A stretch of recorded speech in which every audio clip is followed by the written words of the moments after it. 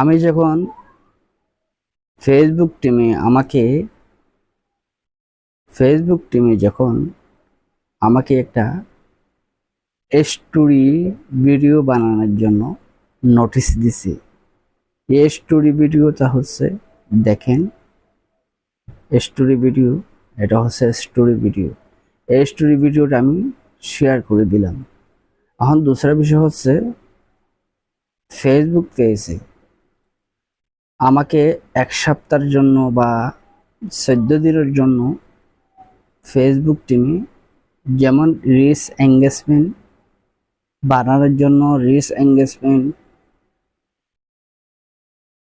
বৃদ্ধি পাইবার জন্য ফেসবুক টিমে কি দিল, নোটিশ দিল। এর নোটিশের উপর করলাম। এর নোটিশের উপর টাচ করলে অবশ্যই নোটিশটা অন হয়ে গেল। দেখেন, 1140 পয়েন্ট, 1140 পয়েন্ট এর নোটিশটা দিল ফেসবুক টিম। 1 সপ্তাহের ভিতর হয়েছে কি 2 সপ্তাহের ভিতরে হয়েছে, সেটা আপনাকে দেখানোর জন্য চেষ্টা করলাম।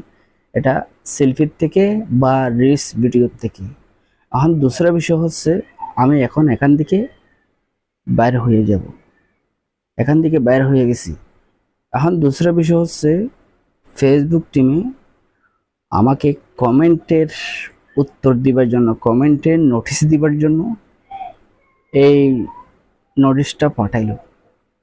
মানে অডিওসকে কিভাবে ধরে রাখবো, অডিওসকে কিভাবে সুবিধা করব, এই বিষয় নিয়ে ফেসবুক টিমে কি দিল, নোটিশ দিল। এটা হচ্ছে ফেসবুক টিমের নোটিশ। এখন দুসরা বিষয় হচ্ছে, এটা হচ্ছে লাইভ। আমি যদি 2 মাসে বা 3 মাসে বা 4 মাসে যদি ফেসবুক পেজে লাইভ করি নাই বা লাইভ করিবার জন্য এই নোটিশটা ফেসবুক টিমে কি দিল, নোটিফিকেশন দিল। আমি যদি এর নোটিফিকেশনের উপর টাচ করি, কীভাবে লাইভ করব, কীভাবে লাইভ করি আমার অডিওসকে দেখানোর জন্য চেষ্টা করব। আমার অ্যাক্টিভ ফলোয়াররা যেন আমার লাইফে যুক্ত হবে, কটার সময় যুক্ত হবে, এটা যদি আপনারা সরাসরি লাইফে যুক্ত হয়ে অডিওসের সাথে তাল মিলিয়ে লাইভ করতে পারলে বা কমেন্ট করতে পারলে বা নোটিশ দিতে পারলে আপনারা এঙ্গেজমেন্ট, এখানে যেমন এঙ্গেজমেন্ট দেখাইলাম